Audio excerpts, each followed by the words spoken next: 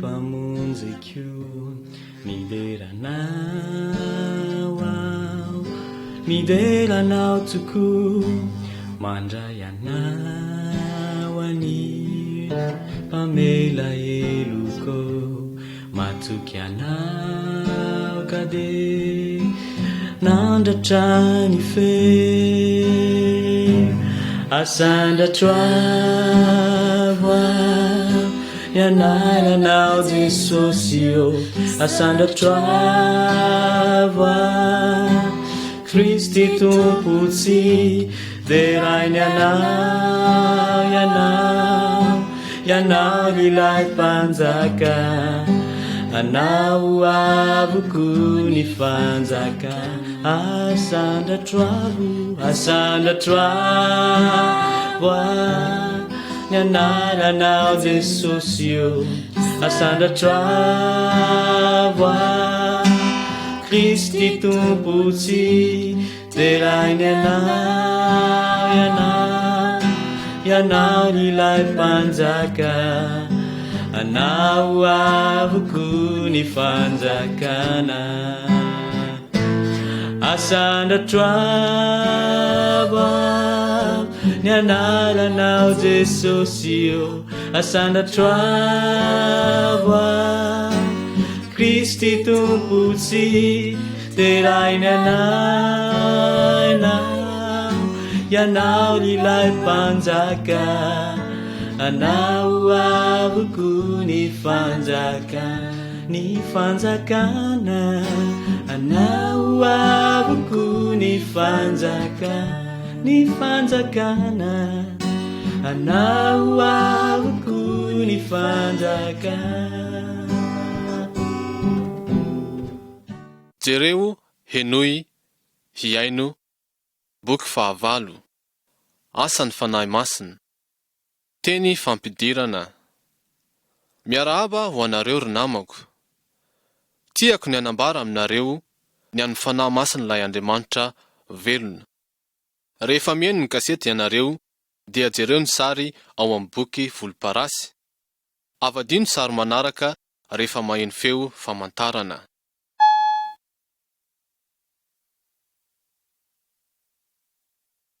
Sary voalohany Jesosy niverina any an-danitra. Asan'ny apôstôly toko voalohany ny 1:1-20. Jereo eo amin'ny sary. Ny Tompo Jesosy dia miakatra avy ety an-tany ho any an-danitra ao anatin'ny rahona. Ireo mpanaradia azy dia nijery azy tsara. Jesosy dia Andriamanitra marina ary tonga avy any an-danitra ho ety an-tany izy. Tokony ho efa 2000 taona lasa izay. Jesosy dia nateraky ny vehivavy Virjiny iray natao hoe Maria. Tao amin'ny toerana nantsoina hoe Betlehema izany. Jesosy dia lasa lehilahy nampiseho ny amin'ny Andriamanitra. Fa ny faharatsiany lalan'ny olona dia nankalan'Andriamanitra izy ireo. Efa nanota izy ireo. Ny valiny ota dia fahafatesana ary fisarahana amin'Andriamanitra. Fa Andriamanitra tia ny olona rehetra, tsy tian'izy ireo handeha ny amin'ny helo. Noho izany Jesosy dia tonga mba haka ny sazy ny fahotantsika. Izany sazy izany dia fahafatesana. Ireo olon-dratsy no nahatonga Jesosy ho faty tamin'ny alalan'ny fanombohana azy teo amin'ny hazofijaliana. Maro ny olona nahita azy maty teo ambonin'ny hazofijaliana. Ary maro tamin'ireo mpanaraka azy no nahita azy taorian'ny nitsanganany tamin'ny maty avy tao am-pasana. Ary hoy izy tamin'izy ireo, fa azo hery ianareo amin'ny ilatsahan'ny fanahy masina aminareo ary ho vavolombeloko ianareo. Izany dia midika fa ny mpanaraka azy dia tsy maintsy mandeha milaza amin'ny olona eran'izao tontolo izao ny momba azy. Taoriany nanomezany izany didy izany dia nentin'ny rahona niakatra Jesosy araka izay hitanao eo amin'ny sary. Indray andro dia mbola hiverina eto ambonin'ny tany Jesosy tahaka izay niverenany tany an-danitra. Ankehitriny, ho an'izay olona rehetra izay mino sy mankatony Tompo Jesosy dia manana ny fanomezan'Andriamanitra dia ny fiainana mandrakizay.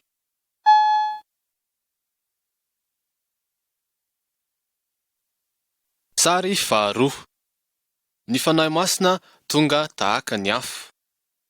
Asan'ny apôstôly toko faharoa, ny 1 ka hatramin'ny 12. Tsaroanao fa Jesosy nampanantena fa handefa ny fanahy masina ho an'ireo mpianany.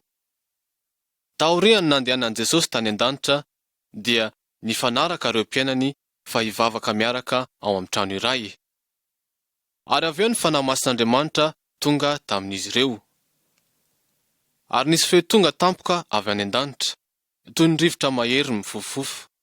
Ary nisy lela maro mitarena afo niseho taminy, ary nipetraka tamin'izy rehetra isan'olona izany.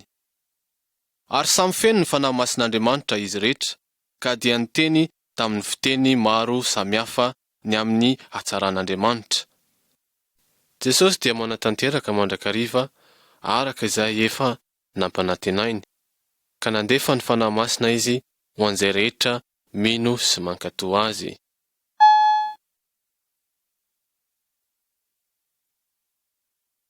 Sary fahatelo. Petera mitory amin'ny olona. Asan'ny apôstôly toko faharoa, ny 14 ka hatramin'ny 20. Ny fanahy masin'Andriamanitra dia tonga tamin'ireo mpianatra Jesosy tao amin'ny tanànan'i Jerosalema izay tany Jiosy. Tamin'izany fotoana izany dia nisy Jiosy maro tao Jerosalema, izay avy tamin'ny firenena maro, araka izay hitanao eto amin'ny sary. Niteny tamin'ny fiteny samihafa maro izy ireo. Ny fanahy masina dia nanampy ireo mpianatra Jesosy mba hiteny izay fiteny samihafa izany, mba hahafahan'ireo olona miheno sy mahazo ny hafatra momba ny Tompo Jesosy. Fa ny olona sasany dia nihevitra fa ireo mpanaraka an Jesosy dia mamy divay, ka niray tamin'ireo apôstôly izay antsoina hoe Petera nitsangana niaraka tamin'ireo apôstôly 12 ambiny. Niteny tamin'ny vahoaka izy nanao hoe, tsy mamo araka ny hevitrareo tsy akory ireo. Maro tamin'ireo olona no nino izay nolazain'i Petera. Ary natao batisy izy ireo mba ho mariky ny fahadiovana tamin'ny ota, dia nandray ny fanahy masina koa izy ireo ary nanomboka nanaraka ny lalan'i Jesosy.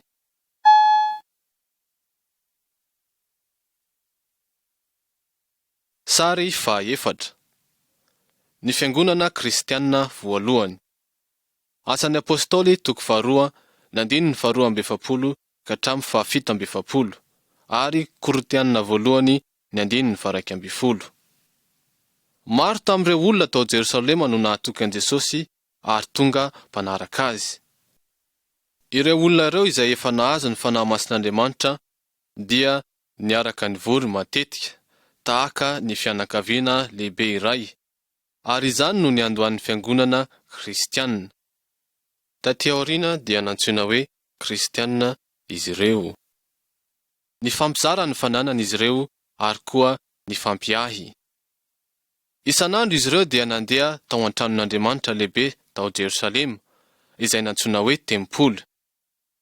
Tao no niarahan'izy ireo nivavaka sy nideran'Andriamanitra. Ireo apôstôly na ireo mpianatra dia nampianatra an'izy ireo tamin'ny alalan'ny tenin'Andriamanitra. Ireo kristianina koa dia niara-mivory tany an-tranony, ka nifampizara ny sakafony. Misy fotoana raikitra mihitsiny hiarahan'izy ireo mamaky ny mofo sy misotro ny ranom-boaloboka mandritra ilay fanasana manokana izay antsoina hoe ny fanasan'ny Tompo. Jesosy dia nandidy ireo mpiainany mba hanao izany. Fandray alina ny alohan'ny nanombohana an Jesosy dia niara nisakafo tamin'ireo mpiainany izy, ary rehefa avy nanao fisaorana izy dia nandray ny mofo izy, ka namaky izany ka nanome sombiny avy ho an'ireo mpiainany.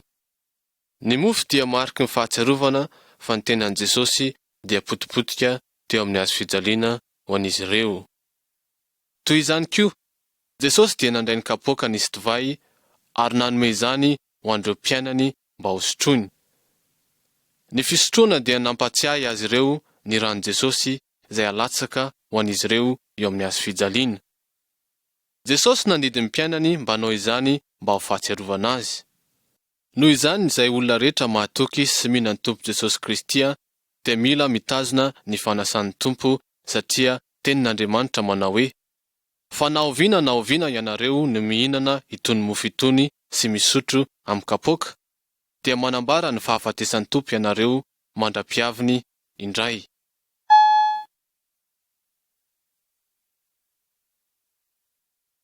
Sary 5. Sitrana ilay lehilahy mpangataka naleha tongotra. Asan'ny Apôstôly 7:1 ka hatramin'ny 4:4. Indray andro Petera sy Jaona nandeha tany amin'ny tranon'Andriamanitra mba hivavaka. Nisy mpangataka iray nipetraka teo am-bavahady. Izy io dia naleha mitongotra hatrany an-kibon-dreniny ka tsy afaka nandeha. Nangataka vola tamin'i Petera sy Jaona izy. Fa hoy Petera taminy, tsy manana vola fotsy na volamena aho, fa izay ananako no omeko anao. Amin'ny anaran'i Jesosy Kristy avy any Nazareta mitsangana. Ary Petera nandray azy tamin'ny tanany ankavanana ka nanampy azy mba hitsangana. Dia natanjaka niaraka tamin'izay ny tongony sy ny kitrokeliny. Ka dia niditra tao amin'ny tranon'Andriamanitra niaraka tamin'ny Petera sy Jaona izy. Nitsangatsangana sy niatsamboamboatra sady nideran'Andriamanitra izy. Tsy Petera akory no nanasitrana andra lehilahy. Ny finoany an' Jesosy ary ny hery ny fanahy masin'Andriamanitra no nahasitrana azy. Izy dia nahazo fanomezana tsara lavitra noho ny vola.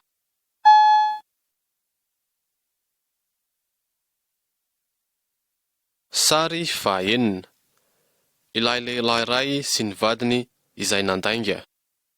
Asan'ny Apôstôly 4:1-3 ka hatramin'ny 9:30 sy Asan'ny Apôstôly 5:1 ka hatramin'ny 12.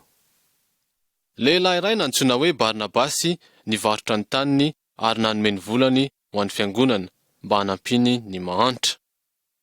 Lehilahy iray sy ny vadiny nantsoina hoe Ananiasy sy Safira nanapa-kevitra ny mbanao toy izany koa.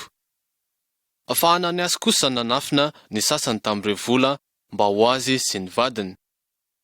Ny apahany tamin'ireo vola no nentiny teo amin'ny Petera. Nandainga tamin'i Petera izy ka nilaza fa iny no vidin'ny tany rehetra. Petera nahafantatra fa nandainga izy, ka hoy izy tamin'ny Ananiasy, nahoany Satana no nomenao ny fonao handainga amin'ny fanahy masina? Tsy nandainga tamin'ny olona ianao fa tamin'Andriamanitra. Avy hatrany Ananiasy dia niakarapoka tamin'ny tany ka afaka niainy. Ary ireo zatovy dia nitondra ny faty nivoaka dia nandevina azy. Avy eo dia tonga i Safira, hitantsika eo amin'ny sary ravehivavy. Tsy fantatra ravehivavy izay nanjohan'ny Ananiasy, ka nandainga tamin'i Petera ihany koa Safira ny amin'ilay vola. Ka hoy Petera taminy, nahoana ianareo no niray tetika haka fanahy ny fanahin'ny Tompo? Indro eo ambaravarana ny tongotra izay nandevina ny vadinao ary hitondranao hivoaka koa izy. Dia niakarapoka teo anoloan'ny tongony niaraka tamin'izay koa izy ka afaka niainy. Tokony hanome ho an'ireo izay mila fanampiana isika, ary tsy tokony handainga amin'Andriamanitra na amin'iza na amin'iza. Ary tadidio tsara fa Andriamanitra mahafantatra ny eritreritra tsara sy ny ratsy ao anatintsika rehetra.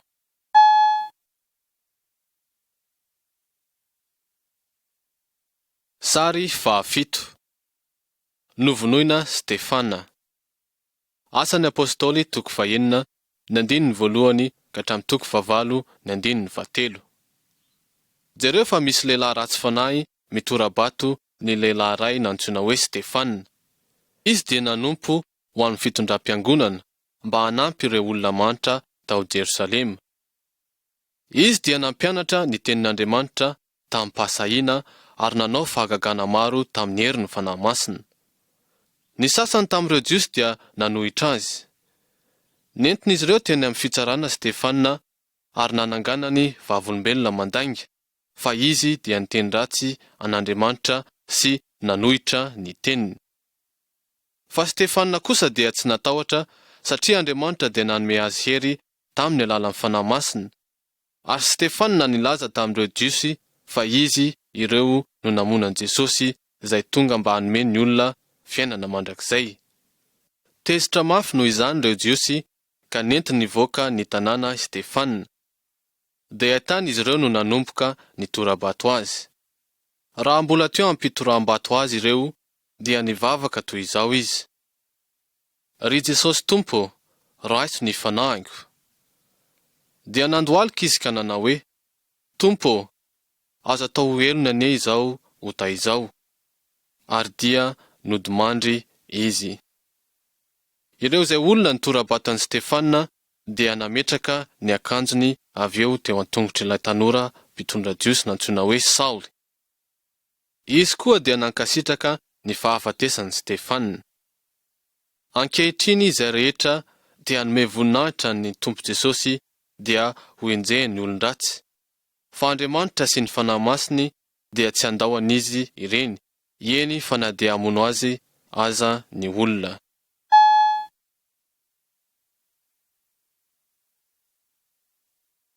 Sary fahavalo.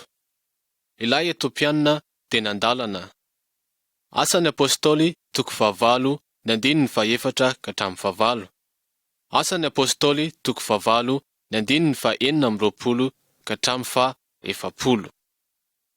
Saoly sy ireo fahavalon'ny fiangonana kristianina dia nanomboka nanenjika ireo mpino-tany Jerosalema. Maro tamin'izy ireo no voatery nandositra ny alan'ny tanàna.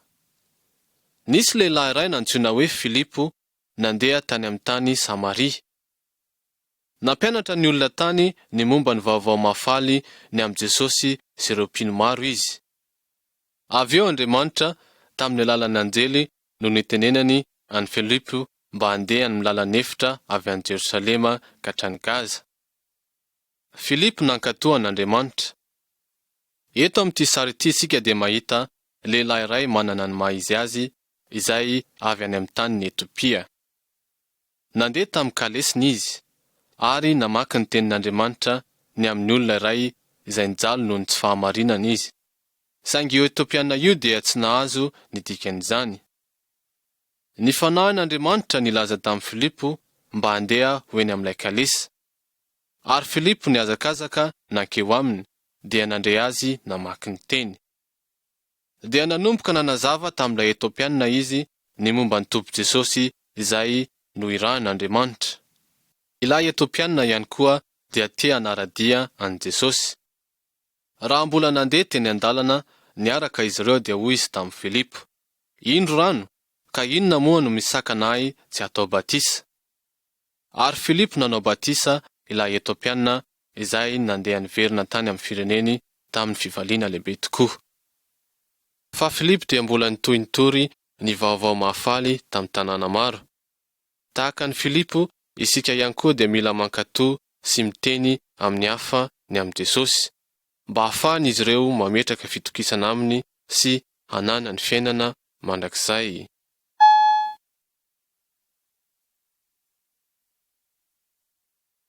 Sary 7. Nitsindry mandry ny Petera ny amin'ireo biby. Asan'ny Apôstôly toko 10 ny andininy 7 ka hatramin'ny 12. Indray andro Petera nakao an-tafotrano mba hivavaka. Petera io hitanao amin'ny sary io. Rehefa teny anefa dia nanomboka noana ka nitady zavatra hohanina izy. Tamin'izany fotoana izany dia azo tsindrimandry avy amin'Andriamanitra izy. Nahita lamba lehibe nilatsaka avy any an-danitra izy, ary ny tao anatiny dia nisy karazana biby samihafa. Ary nisy feo nilaza tamin'i Petera nanao hoe, "Mitsangana ry Petera, vonoy ka hano." Petera dia jiosy, ary ny lalan'ny jiosy dia manambara fa ireo biby izay hitany dia tsy madio ary tsy tokony ho haniny. Ary hoy Petera nanao hoe, "Sanatria Tompoko, fa tsy mbola nihinana zava-pahadiana na tsy madio aho." Izany dia nitranga intelo ary dia nakarina tany an-danitra niaraka tamin'izany ilay lamba. Raha mbola nieritreritra tao am-pony Petera ny amin'izay antony fahitana efa hitany, dia andreo nisy lehilahy 3 tonga teo an-tranony mba hizaha azy. Jereo amin'ny sary manaraka dia ho hitanao ny antony nahatongavan'izy ireo.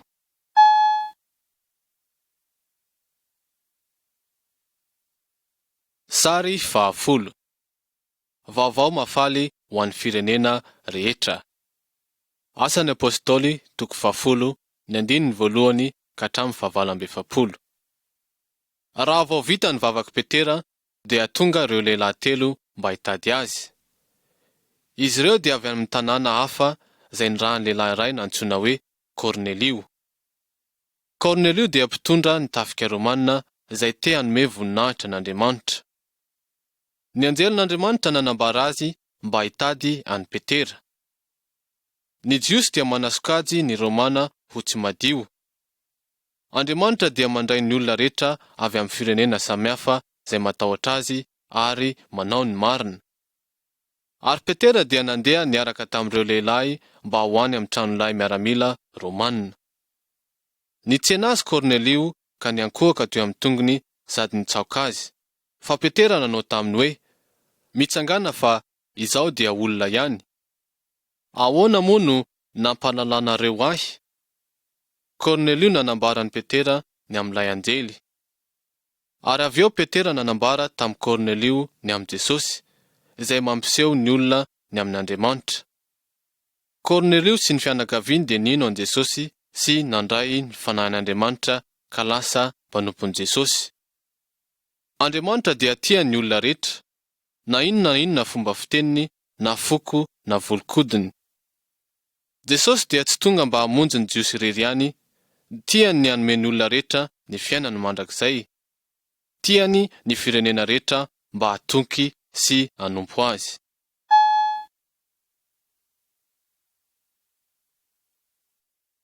Sary 12. Petera tao an-tranomaizina. Asan'ny Apôstôly 12:1 ka hatramin'ny 12. Heroda mpanjaka dia nanomboka nanenjika ny mpanaraka an'i Jesosy. Novinoiny ny Apôstôly nantsoina hoe Jakoba, ary nataony tao an-tranomaizina ny Apôstôly Petera. Indray alina dia natory deo anelanelan'ny miaramila roa lahy Petera raha mbola nifatotra. Ary indro nisy anjely namohan'i Petera ka nanao hoe, mitsangana faingana. Dia niala tamin'ny tanany ireo rojo vy. Dia nanaraka ilay anjely nivoaka ny tranomaizina izy. Nivoa ho azy ilay vavahady vy ny tranomaizina ary tsy nisy olona nanaka anazy ireo. Petera nieritreritra fa nofy daholo izany mandra-patongany teo amin'ny lalana tany ivelany ary nandao azy ilay anjely.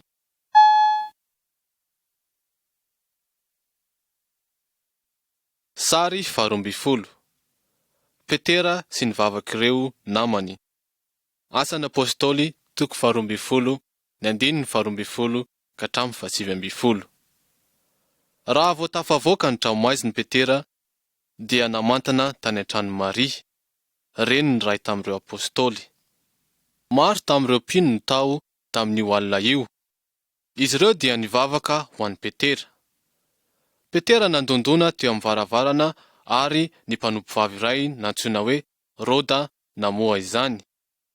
Raha vao naheno ny feon'i Petera raha vehivavy dia tsy namoha ny varavarana izy fa nandeha niazakazaka nampilaza ny sasany nanao hoe, Petera no mijanona eo am-bavahady. Tsy nino ny razazavavy izy ireo ary hoy izy taminy, very saina ianao. Fa Petera naharitra nandondona ihany, ary efa novany dia nahita azy ireo ka talanjona. Petera nanambara ny famalian'Andriamanitra ny vavak'izy ireo tamin'ilay lalany fahafahana azy tao an-tranomaizina. Ny mpino dia tokony hanokana fotoana hivavahana miaraka. Andriamanitra dia maheno sy mamaly ny vavak'izay rehetra mino an'i Jesosy. Jesosy manao hoe, lazaiko aminareo marina tokoa, raha misy roa aminareo mifanaiky ety ambony tany, na amin'inona ka hangataka izany, dia ho azony avy amin'ny raiko izay any an-danitra izany. Fa na aiza no hiangona androa na telo amin'ny anarako dia ao afovoany aho. Saotra sy dera, laza sy ery, lohanao lay mandrakiza.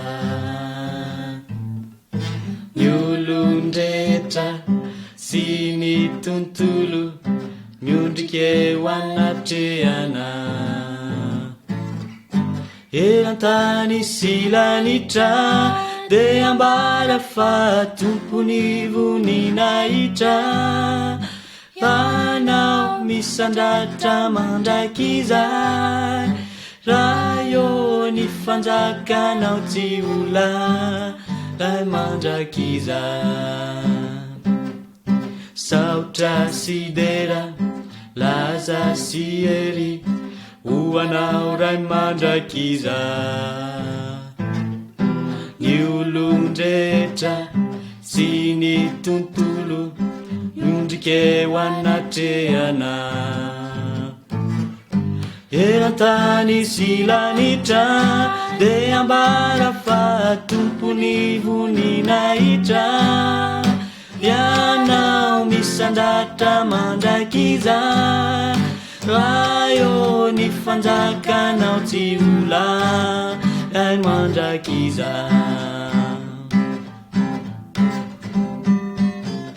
nelana ny tany manjaky anao de lahoanao mandrakizay tsy manantsala ianao iray de lahoanao mandrakizay terantany sy lanitra de ambara fa tompony voninahitra ianao misandraka mandrakizay ianao ny fanjakana tsy ola ray mandrakizay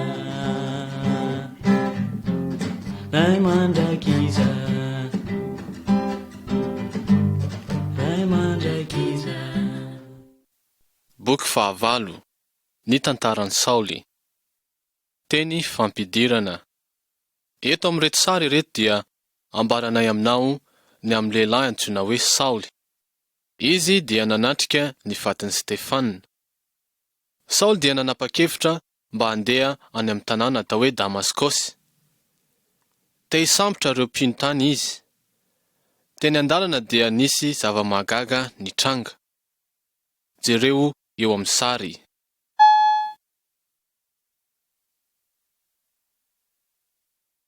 Sary 17. Ny mazava sy ny feo avy any an-danitra.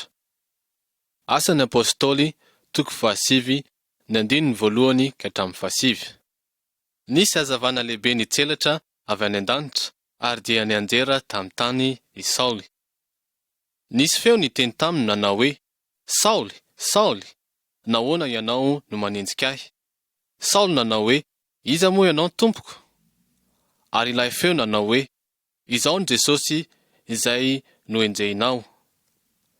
Ireo lehilahy niaraka tamin'i Saoly dia naheno koa ilay feo, fa tsy nahita olona izy ireo.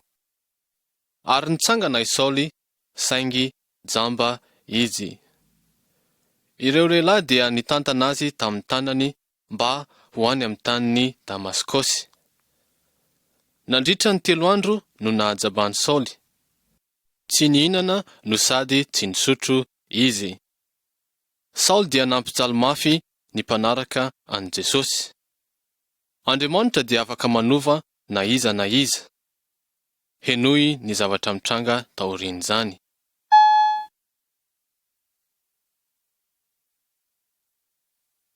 Sary 17. Saoly jamba sy Ananiasy. Asan'ny apôstôly 9:1-20. Eto dia ahitantsika i Saoly jamba ao an-trano any Damaskosy. Andriamanitra dia naniraka lehilahy iray antsoina hoe Ananiasy ho any amin'ny Saoly.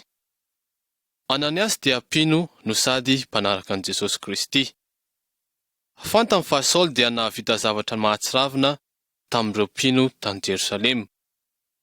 Na izany aza dia nankatoan'Andriamanitra i Ananiasy mba ho any amin'ny Saoly. Hoy Ananiasy tamin'i Saoly, ry Saoly rahalahy, ny Tompo dia Jesosy izay niseho taminao teo amin'ny lalana nalehanao no efa naniraka ahy mba hairata amin'ny masonao ary mba ho fenona fanahy masina ianao. Ary Ananiasy dia nametra tanana tamin'i Saoly. Ary niaraka tamin'izay dia nandao azy ny anjambany. Nahazo ny fanahy masina avy tamin'Andriamanitra izy ary natao batisa mba hampisehoana ny olona fa efa tonga mpanaraka an' Jesosy izy. Avy eo Saoly nankany amin'ireo Jiosy ary nanambara ny amin'i Jesosy.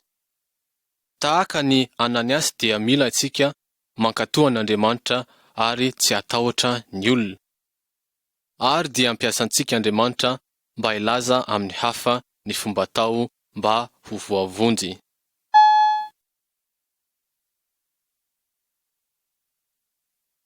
Sary 5. Ny fiangonana mivavaka dia mandefa misionera.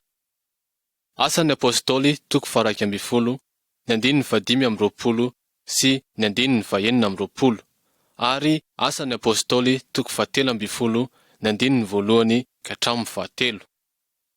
Tao amin'ny tanàna iray nantsoina hoe Antiokia dia nisy mpino maromaro nivory mba hivavaka amin'Andriamanitra.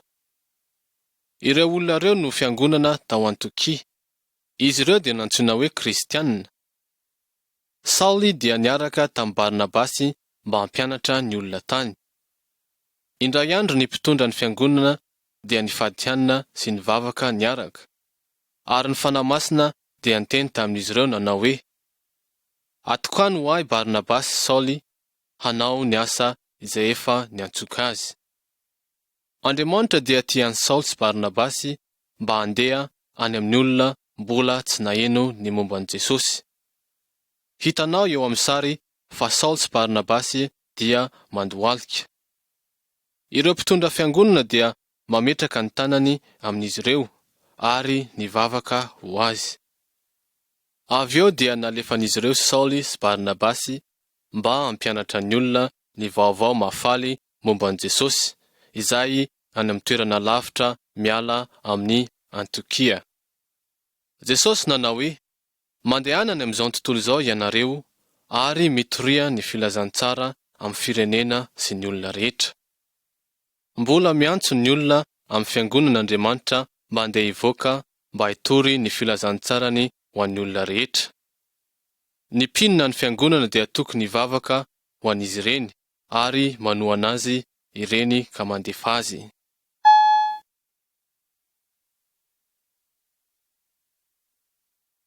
Sary 6. Paoly mitory ny momba an'i Jesosy. Asan'ny Apôstôly 2:17, ny 1:4-2:15. Saoly sy Barnabasy dia nandeha tany amin'ny tanàna maro lavitra. Tamin'izany fotoana izany no niantsonan'i Saoly hoe Paoly. Izy ireo dia nifanena tamin'ny olona tao amin'ny trano fivavahana Jiosy, araka izay hitanao eo amin'ny sary.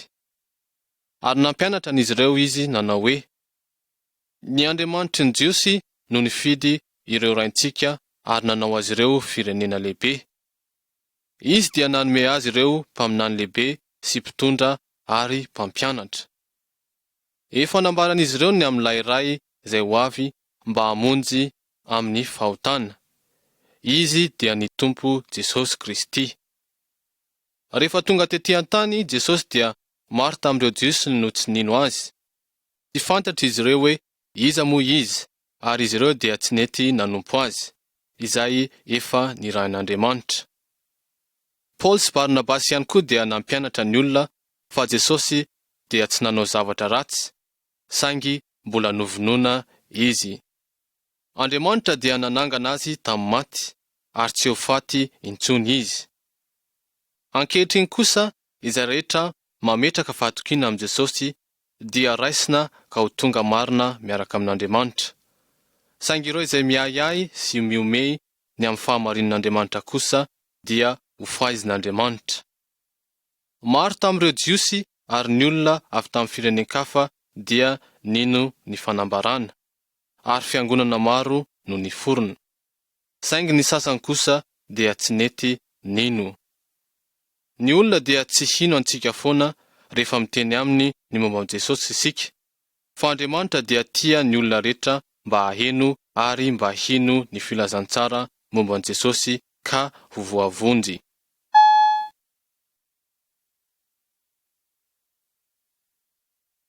Sary fahafito amby folo.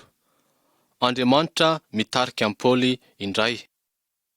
Asan'ny apôstôly toko fahaenina amby folo, ny andininy fahaenina ka hatramin'ny fahafolo. Taona vitsy taty aoriana dia nitsidika ireo fiangonana indray i Paoly. Nitondra lehilahy vitsivitsy niaraka taminy izy. Tao anatin'izany lehilahy iray izany i Silasy. Izy ireo dia tiankany amin'ny firenena iray atao hoe Bitinia, fa ny fanahin'i Jesosy dia tsy namela azy ireo handeha. Ary noho ny alina dia nisy fahitana niseho tamin'i Paoly. Tao anatin'izany fahitana izany dia nahita lehilahy iray avy amin'ny firenena Makedonia izy. Izay nanao taminy hoe, mitamanka aty Makedonia ka vonjeo izahay. Ary dia fantatry Paoly avy hatrany fa Andriamanitra dia niantso azy mba handeha any Makedonia. Andriamanitra dia mitari-dalana ho an'ireo izay manaraka an'i Jesosy. Indraindray dia mitari-dalana amin'ny alalan'ny nofy na fahitana izy, saingy matetika Andriamanitra dia mitondra antsika amin'ny alalan'ny teniny ao amin'ny bokiny, dia ny Baiboly. Ny mpino dia tsy maintsy manontany an'Andriamanitra mba hitari-dalana azy amin'ny zavatra ataony rehetra. Tsy maintsy mahatoky an'Andriamanitra izy ireo, mba hampiseho azy ireo ny fomba hankatoavana azy, araka izay hitariany an'izy ireo amin'ny alalan'ny fanahy masina.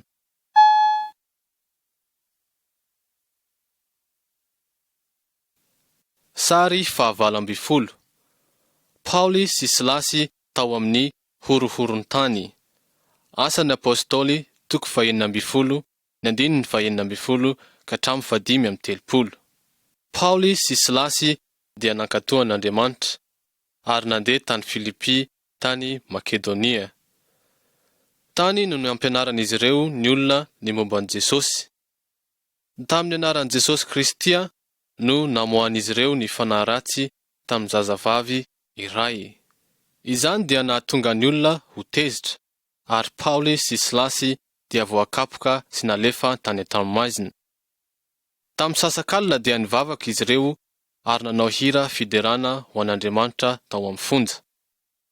Tampoka teo dia nisy horohoron-tany. Nivoha ny varavarana ary ny fatoran'ny voafonja rehetra dia nivaha. Ilay mpiambina dia nieritreritra fa ireo voafonja dia nandositra. Natahotra mafy izy ka nanapa-kevitra ny hamono tena. Ary niantso azy Paoly nanao hoe, aza mamono tena fa ato ihany izahay rehetra. Ilay mpiambina nitondra azy ireo nivoaka ka nanao taminy hoe, Tompoko, inona no mety ataoko mba hovonjena aho? Dia namaly izy ireo nanao hoe, minoa an'i Jesosy Tompo dia hovonjena ianao sy ny ankonanao. Ilay mpiambina sy ny fianakaviany dia nametraka ny fitokisany tamin'ny Tompo Jesosy, ary dia nanam-pifaliana lehibe izy ireo. Ilay mpiambina dia nikarakarany Paoly sy Silasy, ary ny maraina iny dia nalefany izy ireo. Nandeha toy ny olona afaka izy ireo. Rehefa tonga ny fotoan-tsarotra dia tokony mbola midera n'Andriamanitra isika. Rehefa matoky an'Andriamanitra isika ary mankatoy ny teniny dia afaka manompo azy isika, na aiza toerana misy antsika.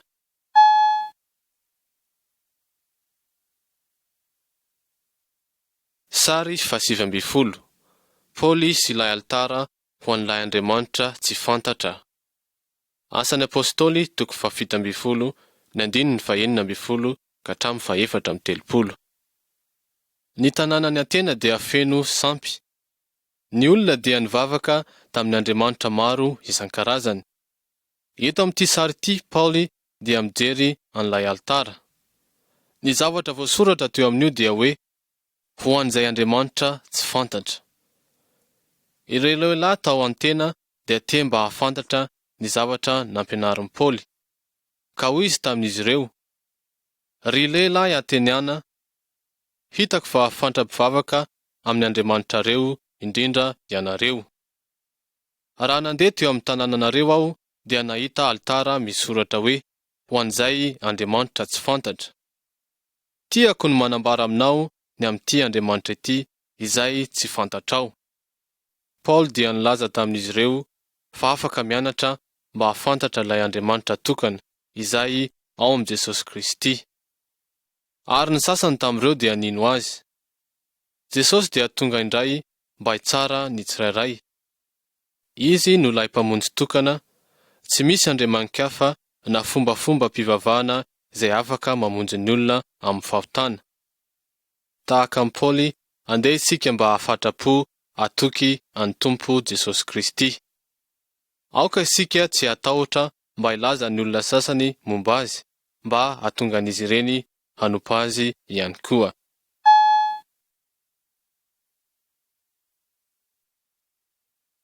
Sary 20. Paoly ninteny teo amin'ny fitsarana. Asan'ny Apôstôly 17 ny 1 ka hatramin'ny 17. Araka ny hitanao eo amin'ny sary dia tojo fahasairanana indray Paoly, izy tao amin'ny tany Korinto. Nisy olon-dratsy maro tamin'izany tanàna izany. Ireo Jiosy tany Korinto ihany koa dia nanohitra amin'ny Paoly, satria nolazain'ireo Jiosy fa Jesosy no Mesia. Indray alina ny Tompo Jesosy niteny tamin'i Paoly nanao hoe, aza matahotra fa mitenena ihany, ka aza mangina. Fa izao mombanao ary tsisy olona hiazona anao hanisy ratsy anao, fa manana olona maro amin'ity tanàna ity aho. Ary Paoly dia nijanona tao Korinto, izay toerana nampianaran'ny olona, ary maro no nino ny fanambarany. Fa ireo Jiosy izay nanohitra azy dia nialona azy. Indray andro dia notafian'izy ireo Paoly ary netiny teo amin'ny fitsarana. Noelohan'izy ireo izy fa nampianatra zavatra diso. Tsy netiny haino azy ireo anefa ny gobernora ary nandroaka azy ireo tany ivelan'ny fitsarana. Tao ivelan'ny fitsarana dia feno fahatezerana ireo Jiosy ka namono ireo mpitondra Jiosy izay nino an'i Jesosy. Fa Paoly kosa dia afaka tsy voankazo tanana. Isika dia tsy tokony hijanona hilaza ny momba an'i Jesosy, eny fa na dia manohitra antsika azy ireo olon-dratsy. Andriamanitra dia nampanantena fa miaraka amin'ny mpanompony mandrakariva izy.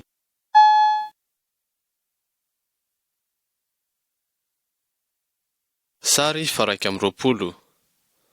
Ireo mialamila manavitra amin'ny Paoly tamin'ireo fahavalony. Asan'ny Apôstôly 20 ny 1 ary Asan'ny Apôstôly 20 ny 14. Paoly dia niverina namangy ireo fiangonana vao niorina. Nampahery ireo mpino izy mba hitazona ny fanarahana an'i Jesosy. Ny sasany tamin'ireo mpino dia niangavy amin'ny Paoly mba tsy handeha any Jerosalema. Fantatr'izy ireo fa ny fahavalony dia any ary te hamono azy izy ireo. Fa hoy Paoly, vonina aho tsy hafatotra ihany, fa ny ho faty any Jerosalema koa aza, mba ho voninahitry ny anaran'i Jesosy Tompo. Raha vao niverina tany Jerosalema i Paoly, dia namporosehan'ireo Jiosy hanohitra azy ny olona. Ny olona dia niezaka ny hamono azy teny an-dalana. Nisy miaramila Romanina vitsivitsy nanala amin'ny Paoly tamin'ireo vahoaka feno fahatezerana. Paoly dia nitsangana teo ambony trano miaramila. Dia niteny tamin'ny olona izy, ary nanomboka ny antsoanty izy ireo. Vonoa izy, tsy mendrika ny ho velona izy. Ireo miaramila dia voatery nitondra an'i Paoly tany amin'ny fonja mba hiarovana azy amin'ny olona. Paoly dia tsy natahotra ny ho faty. Fantany valim-potiana lehibe any an-danitra izay miandry ho an'ny olona rehetra izay mijaly noho ny amin'i Jesosy.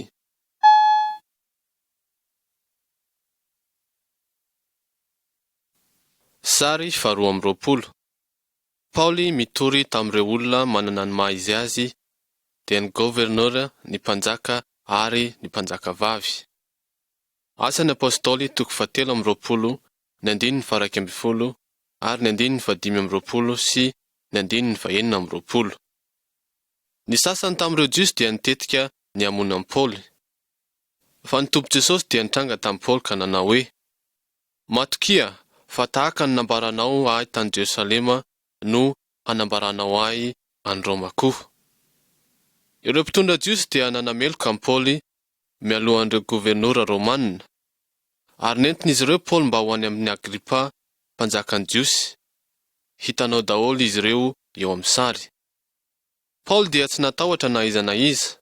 Nambarany tamin'ny gobernora ny mpanjaka ary ny mpanjakavavy ny momban'i Jesosy. Nambarany tamin'izy ireo ny fomba nisehon'i Jesosy taminy teny an-dalana Damaskosy ary ny nanirahan'i Jesosy azy mba ilaza ny filazantsara ho an'ny olona rehetra. Ny mpanjaka Agripa dia resy lahatra mba hino an'i Jesosy. Fantany fa Paoly dia tsy nanao zavatra ratsy. Paoly dia niseho teo amin'ny amperoran'i Roma, tia ny ho tsarain'ny mpitsara amperoran'i Roma. Agripa dia namelany Paoly mba handeha. Roma no tanàna lehibe indrindra tamin'izany fotoana izany, ary ny amperora no mpitondra tena manana maha izy azy, izay ny any an-tany. Andriamanitra dia nanana planina ho an'i Paoly. Izy ihany koa dia manana planina manokana ho antsika tsirairay avy. Hitantsika ao amin'ny teniny ny planin'Andriamanitra ny amin'ny fiainantsika. Tsy maintsy mankatoa azy isika.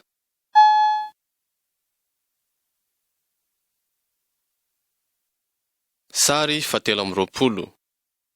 Andriamanitra miaraka amin'ny Paoly eo amin'ny loza.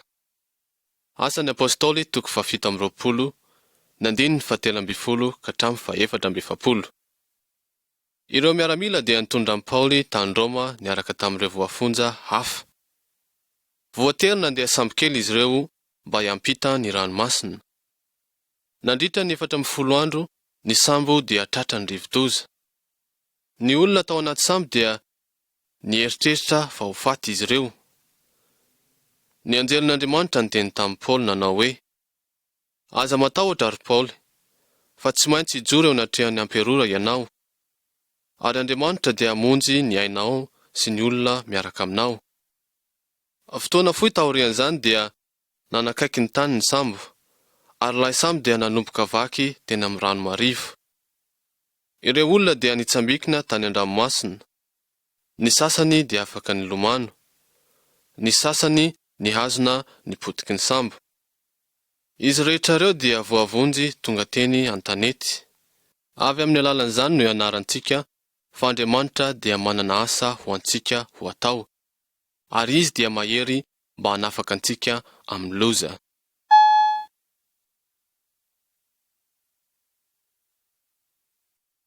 Sary 20. Paoly izay voafonja tany Roma.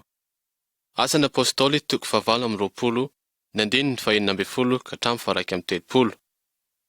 Eto dia hitantsika Paoly any Roma. Nandritra andro taona izy no voafonja tany. Izy dia nahazo alalana mba hipetraka ao amin'ny trano izay nifainy, miaraka amin'ireo miaramila Romanina mpiandry azy. Izy dia nandray tsara izay rehetra tonga mba hitsidika azy. Izy dia nampianatra azy ireny ny fanjakan'Andriamanitra sy ny Tompo Jesosy.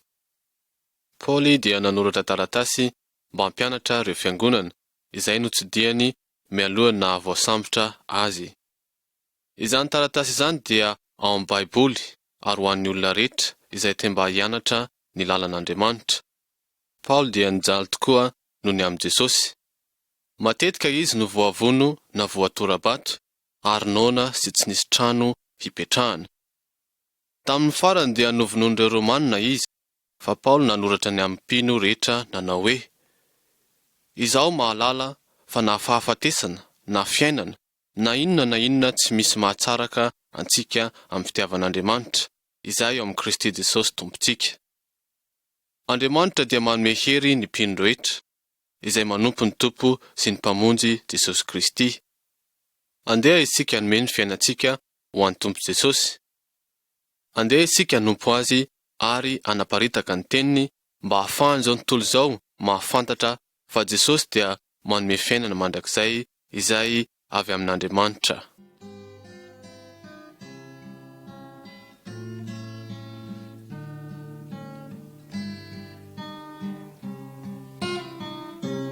Misaotra nazahay, ry Tompo ty anay, fa mbola nomentombonandro derana ni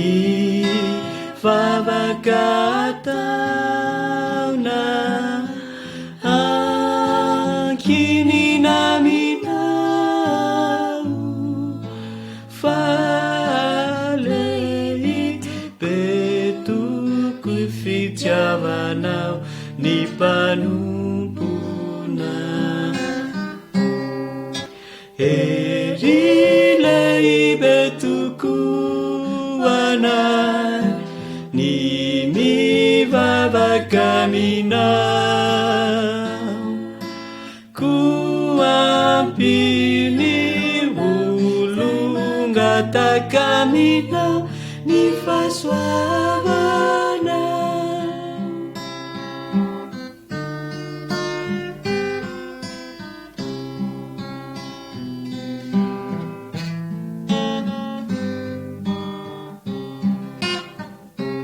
mi satranazai li tumputianai fambulan numbunarua ani derana ni favakatauna kini naminau falei betuku nimanau ni panumpuna erilei betuku ana ni mi vavakamina kuampini ulungatakamina ni faswa